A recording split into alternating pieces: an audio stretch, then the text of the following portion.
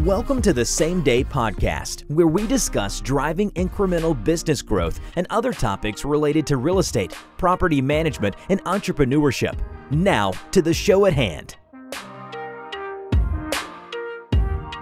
Matt Zalk here. I'm the host of the Same Day Podcast, where I connect with top business experts and real estate leaders. Some past guests on our pod include Devin Howland talking about economic development in Fayetteville, Arkansas, Mike Bosch of Atento Capital talking about the world of venture investing in the southern Midwestern states, the often overlooked venture space in our fair part of the country, and Kevin Evans of Liberty Air Services talking about HVAC systems, how they work, and why they're so complicated. Today's episode is brought to you by Chris Lyle State Farm.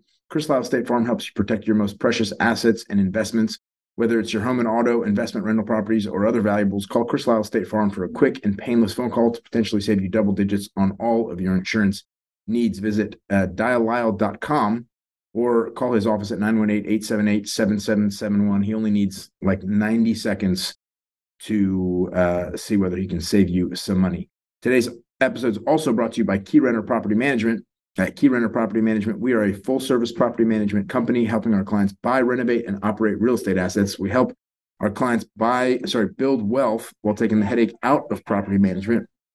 Yoni, you know better than most that it's super hard to line up contractors to get make-readies done in a reasonable amount of time after a tenant leaves the property and we need to re-rent it. Contractors are busy and the work seems to drag on forever.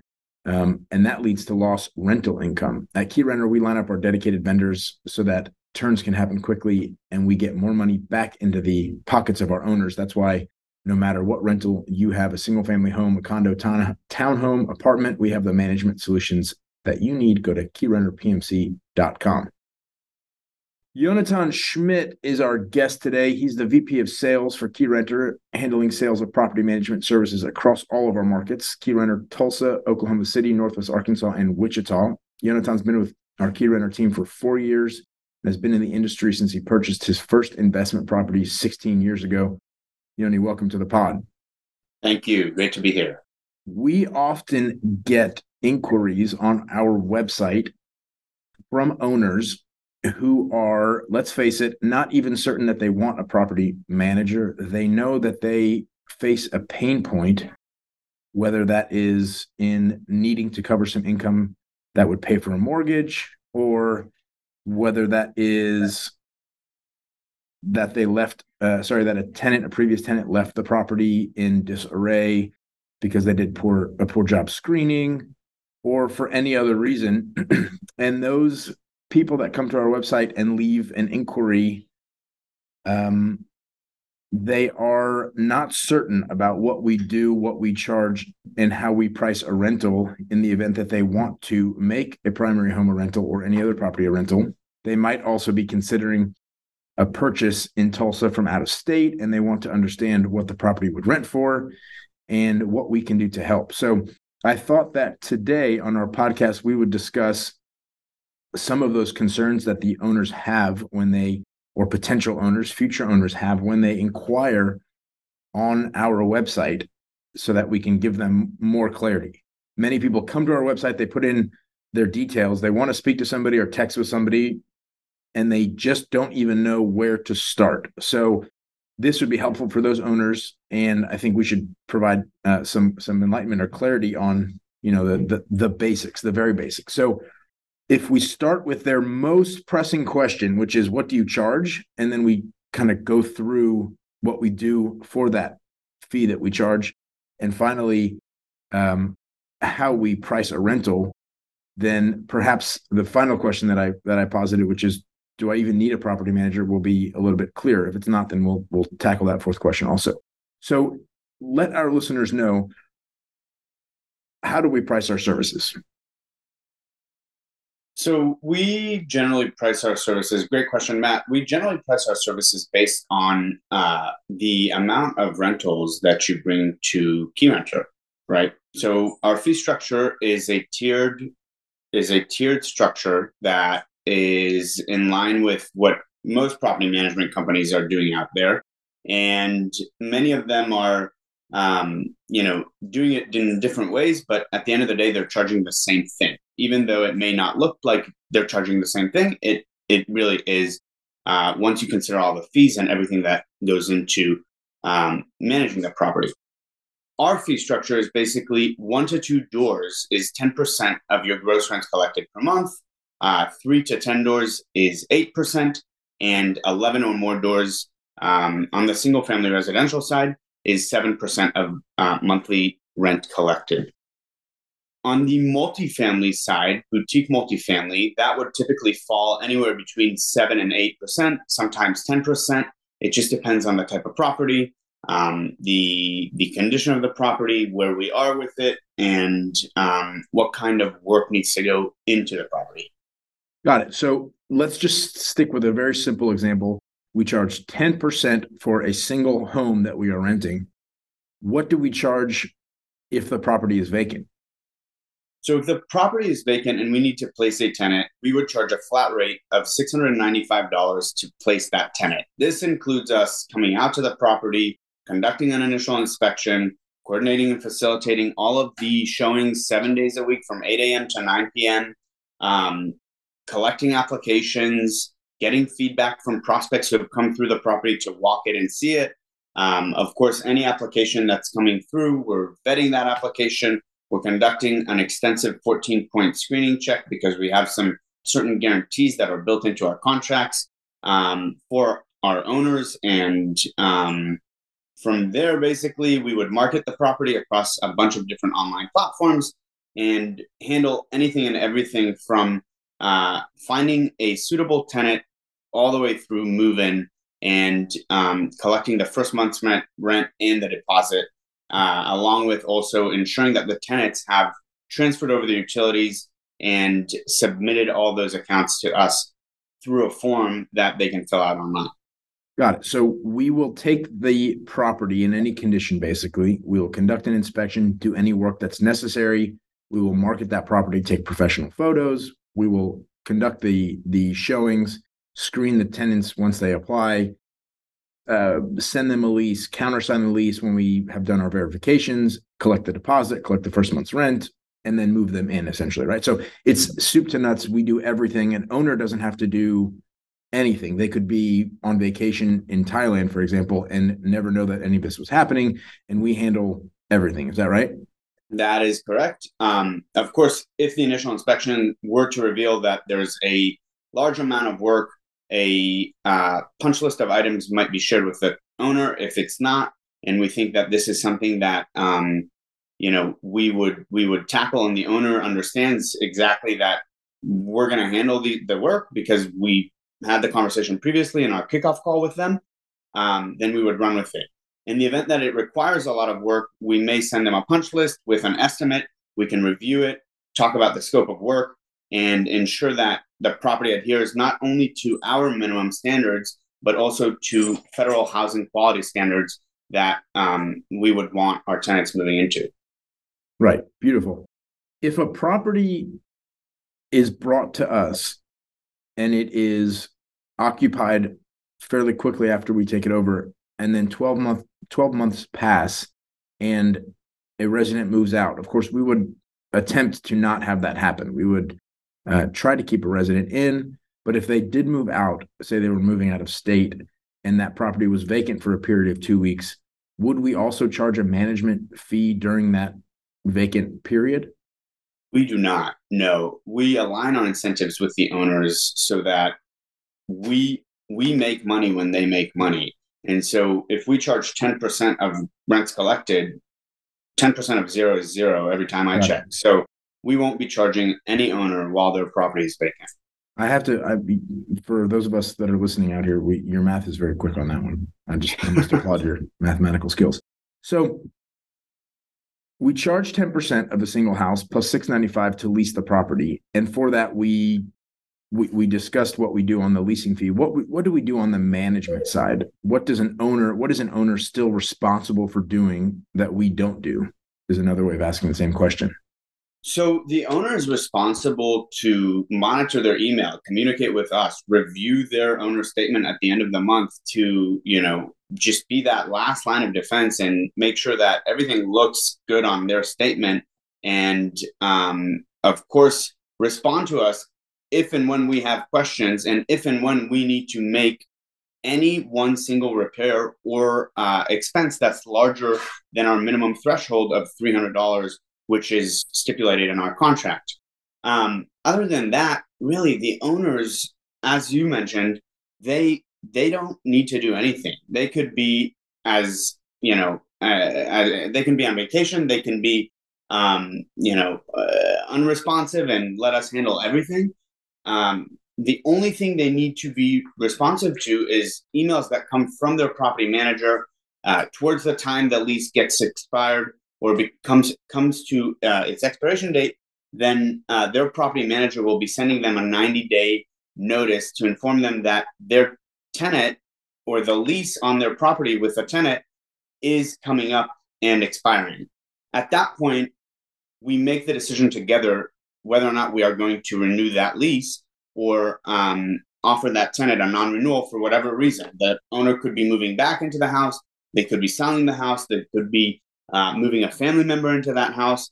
And so there's really nothing that the owner would need to do except be available to talk to their property manager or answer emails that come from their property manager. We'll do everything. We will move the tenant in, like you said. We will answer their calls. We will take care of their work orders. We will collect the rent. We will distribute the rent. We will coordinate and facilitate with maintenance technicians. We will handle any emergency repairs that inevitably come on.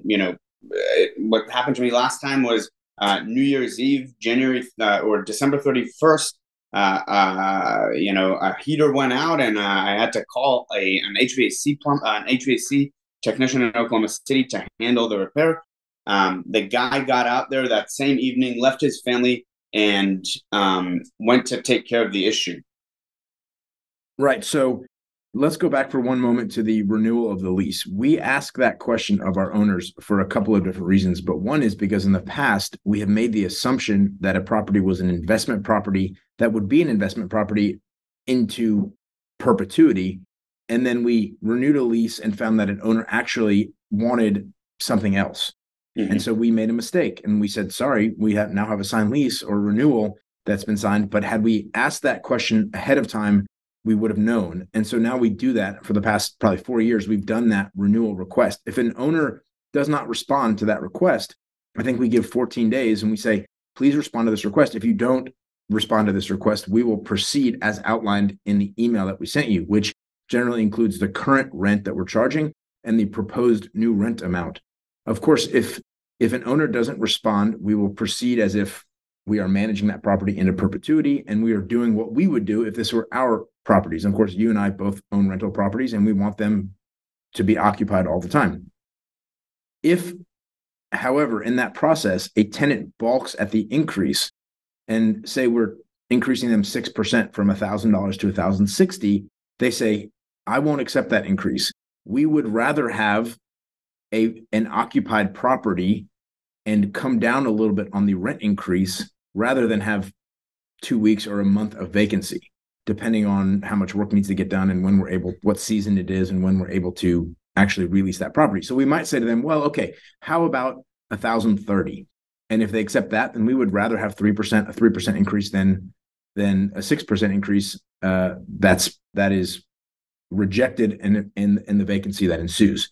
We also know that a ton of it is based on what we can get in the market if we were to have the vacancy period. So if somebody brings us a property and it's under rented and we're trying to bump that up over time, we may accept the tenant's rejection of that increase if we know that we can get $200 or $300 or $400 more per month on the open market, right? That's just basic math and it's return on investment for an owner. So if it's $1,000 for the current resident, they say, I'm moving out if you raise it at all, but I know I can get $1,400, $12, $24, $36, $4,800 a year is much greater than the $30 increase if we just raise it on that existing tenant. So that's a decision that we make. We'd like to make it in concert with an owner. But if an owner, again, in our example from before, is in Thailand enjoying a relaxing beach vacation, they may not answer our email, and we may just proceed as we see best for that owner. Is that right? Yes, that is 100% correct. As you've astutely recognized, I think that you have to take a look at the opportunity cost and understand, what is it that I'm giving up if I'm renewing at that lower rate, and what needs to be done if I decide to move the tenant out. If the tenant's been in there for 10, 15 years, and now, you're at $1,000, but you can bump it up to $1,400. If you come in and make, $5,000 worth of repairs, it may be worth it, even though it costs you $4,800, or even though the difference is $4,800 in the rent that you're receiving, because now when the tenant comes to renew again at the end of the lease of the $1,400, you are essentially at that market rate. And starting year 2, you're really starting to see some better returns on your investment.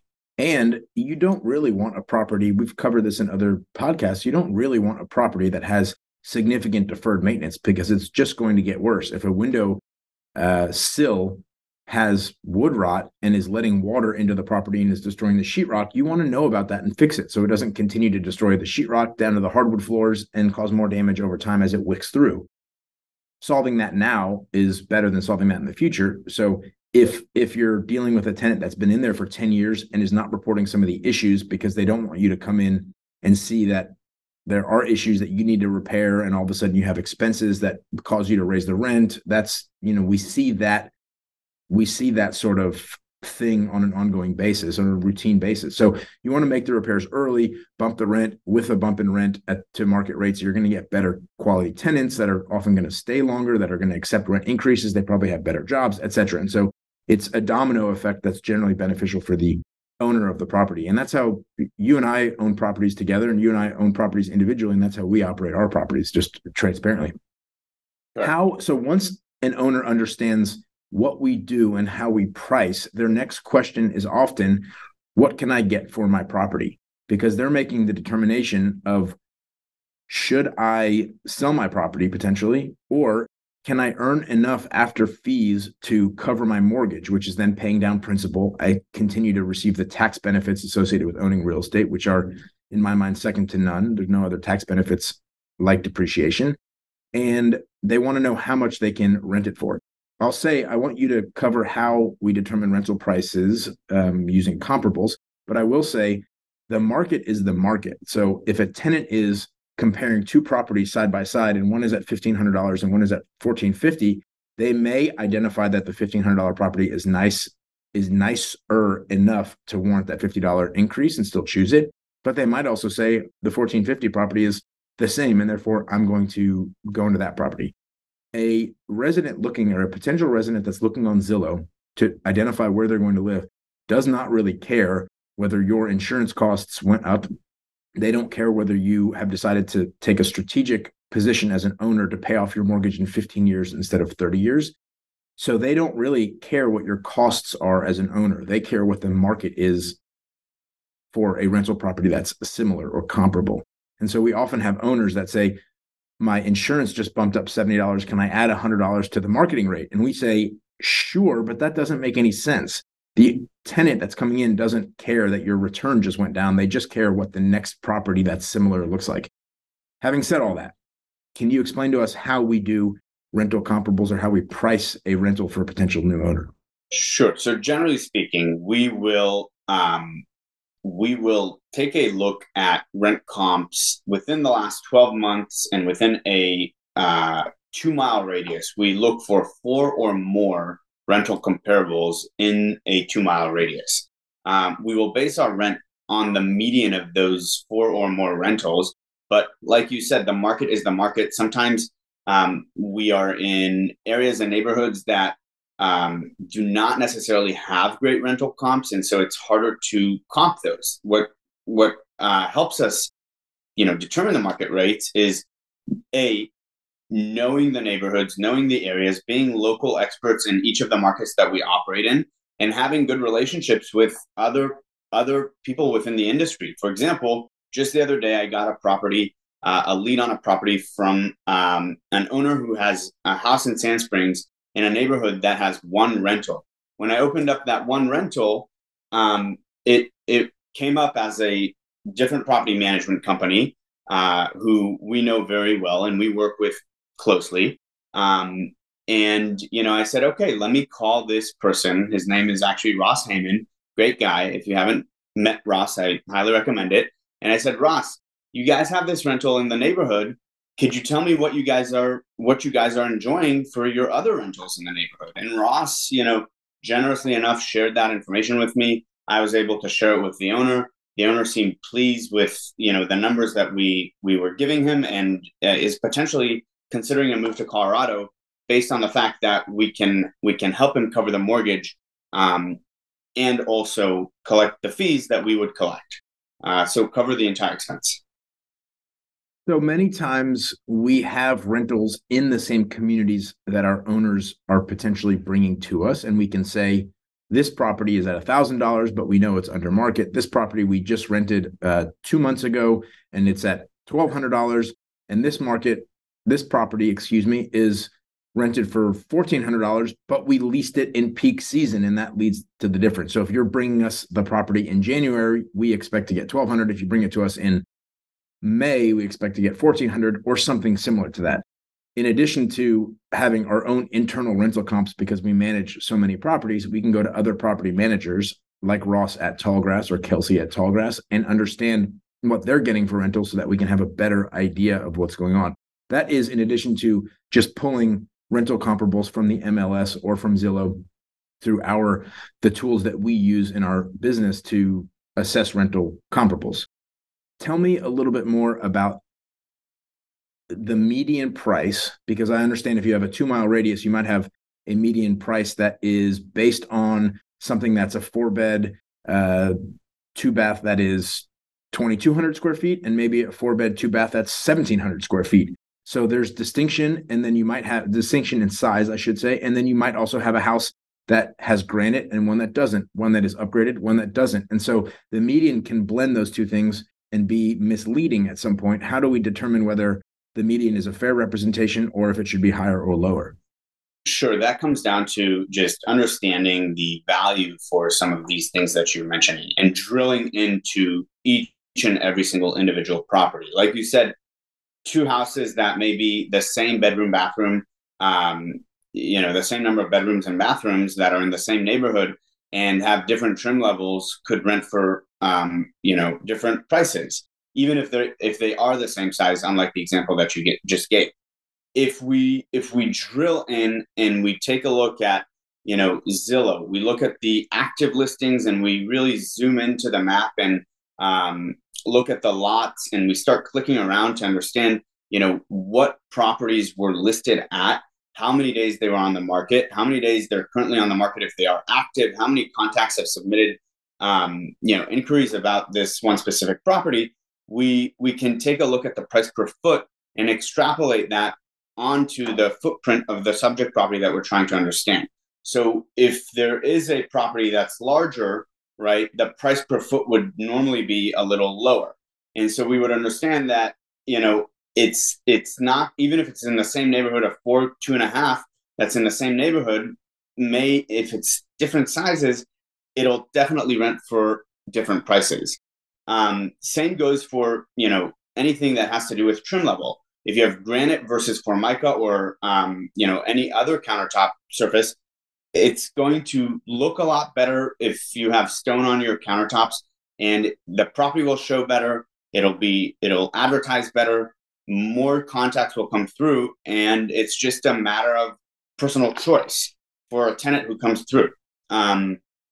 Those properties with, 9-foot ceilings, crown molding, and, really nice countertops, bathrooms, kitchens, custom-made cabinets as opposed to, the old 70s style cabinets, will rent for more. And so taking a look at not just the area, not just comps in the area, the trim level of the property, understanding, that the footprint does matter, and that you're not going to charge the same thing for a $1,700, 1,700 square foot home as you would for a 2,200 square foot home if they were to be side by side and almost identical. Right. The subject for another podcast on another day is how should an owner determine to what level they should upgrade a property in the event they're doing so. Where do I start? Bathrooms, kitchen, crown molding, yes, no. Backsplash, yes, no. We'll save that for another day, but we can certainly give some feedback on that question at some point.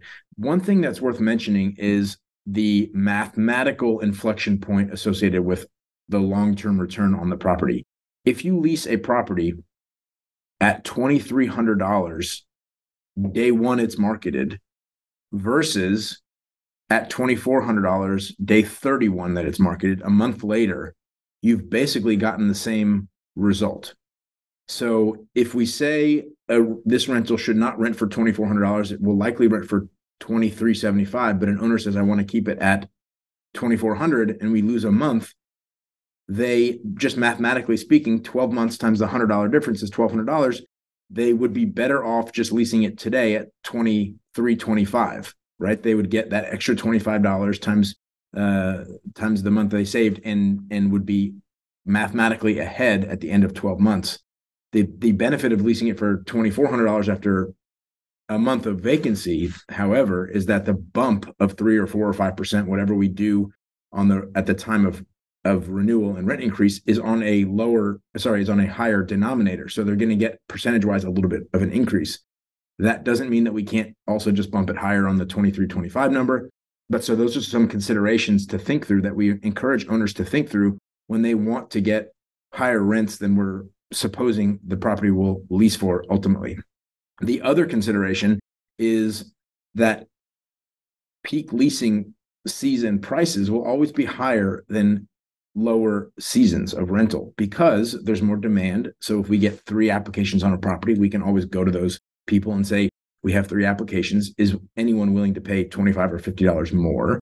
So there's more demand for the properties in peak leasing season than there is in the base rental season. And that's a huge component of how we price properties. We often see that a rental comparable that we're looking at was leased in June. And so to say to somebody, or if an owner asks us, why did that property rent for $1,700 and you're suggesting that my property should rent for $1,650, we would say, well, that was 7 months ago. You're now in February or January.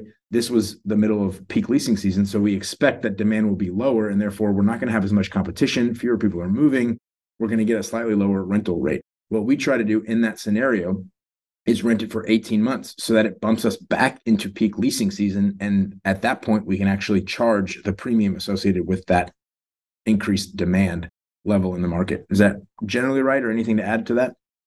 Generally right. I will add that, the tenant does have to accept that $2,400 monthly rent, and if they feel like they're overpaying, or if the value isn't there, the risk that I think an owner is running is that the tenant will pay that for 1 year and then eventually realize that, they're a little bit over what the market is and may not accept an increase in the rent of 6%. And so it might be a lower increase, as opposed to if you're at 2,300 and then they feel like it's good value, then they would be a lot more likely to accept a higher increase in their monthly rent.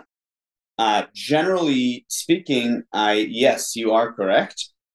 We would try every single time to put the owner on a more favorable leasing cycle, to have it expire during those peak leasing during those peak leasing months.